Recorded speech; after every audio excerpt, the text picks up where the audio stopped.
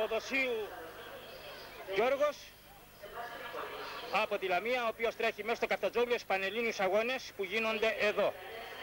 Ήδη πάει για την τελευταία στροφή στα 1500.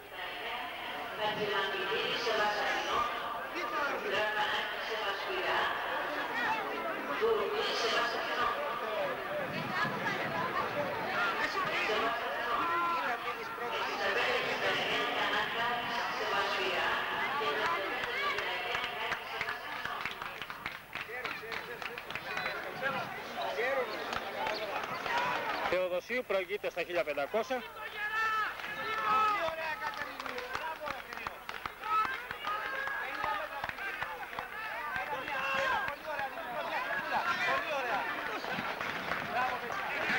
Περνάει τους αθλητάς τον έναν μετά τον άλλον.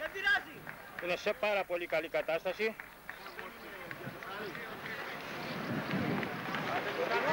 Ήδη καλύπτει τα 1350 μέτρα και θέλει άλλα 150 μέτρα για να τερματίσει. Και τώρα μπαίνει στην ευθεία σε λίγο. Πάντως ξέρει από όλα εκεί. Έλα Γιώργο!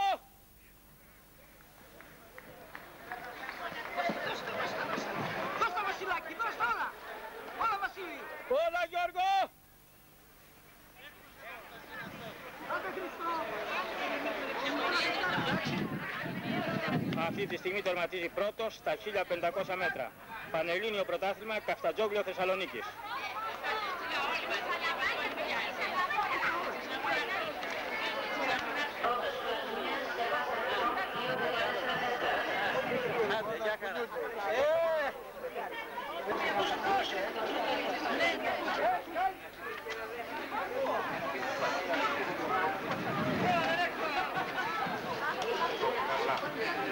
Πρώτος Θεοδοσίου Σεβάς Αθηνών. Πρώτος Θεοδοσίου, όπως είπαμε, στα 1500 μέτρα. 2.31.3. Συγχαρητήρια στο Θεοδοσίου.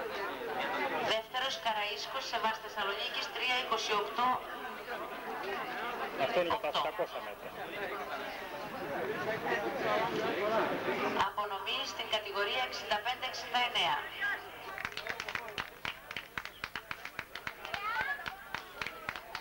Απονομή στην κατηγορία 75-79.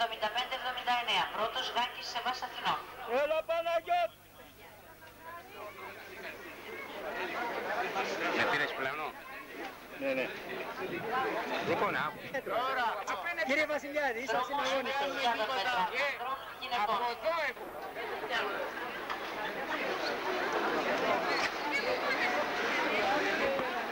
Απονομή επάθλων στους νικητές του δρόμου των 1500 μέτρων στην κατηγορία 35-39. Πρώτος Παπαδόπουλος Σεβάς Δράμας 4.36. Θεσσαλονίκη, 26/6/94, Πανελλήνιο Πρωτάθλημα Βετεράνων Αθλητών.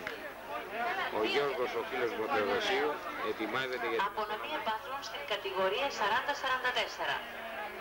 Πρώτος Εκατερίνης Σεβάς Αθηνών 4.37. Δεύτερος Γερομή 9. Πρώτος και Χαγιάς Σεβάς...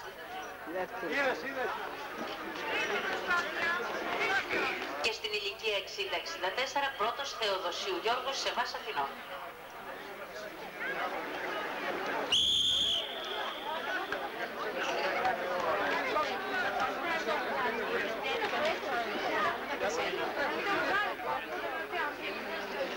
Ο Γιώργος πήρε το καλιάτερο με τον Καρπασίτη, φιλιά ανταλλάσσουν, δεξιά ευχές και τα σχετικά, έρχεται προς την κατεύθυνση μας.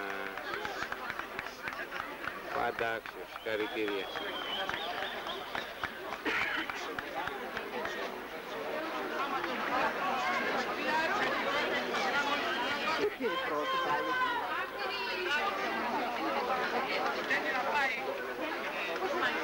Μπράβο κύριε Θεοδοσίου, πάντα άξιος, συγχαρητήρια.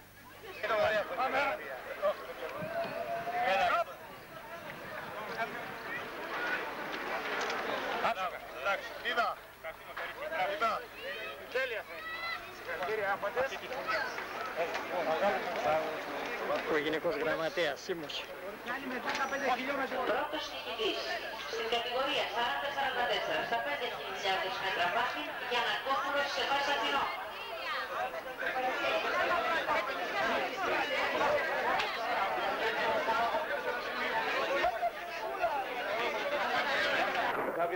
Μεθαύριο θα γίνει η τέταρτη Βαλκανική Αγώνες βετεράνων αθλητών στίβου. Ένα πλάνο από το ξενοδοχείο.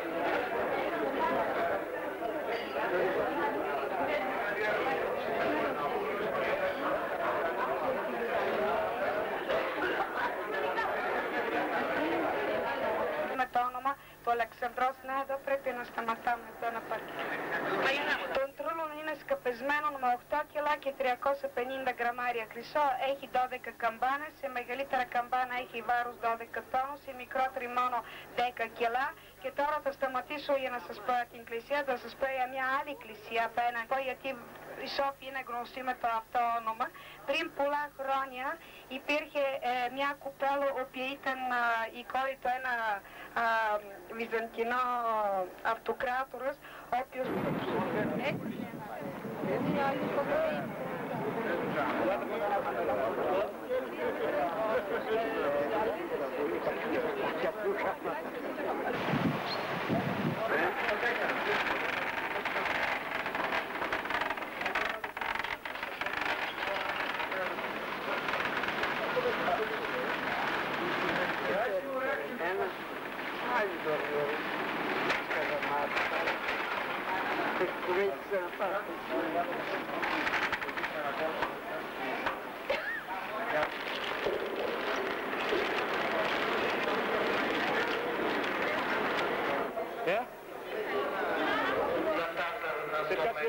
Giorno ci chiederò,